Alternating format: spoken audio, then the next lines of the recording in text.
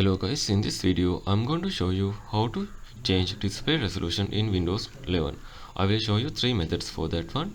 So first, you can right click on the empty desktop area and go to the display setting option.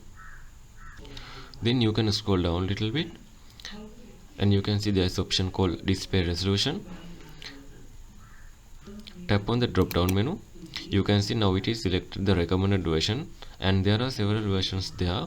You can select one of the option from here, but I always prefer use the recommended one. If you change the resolution from here, you will see keep changes or discard setting option appear. If you like to keep the changes, you can select that one, or you can discard the changes.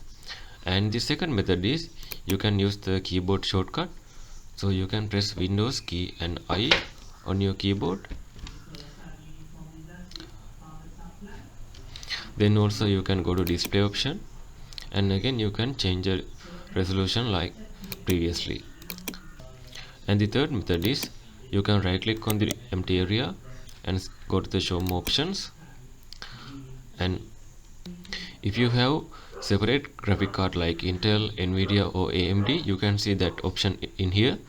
So you can go there and you can change the display resolution from that option panel. So this is a pro tip.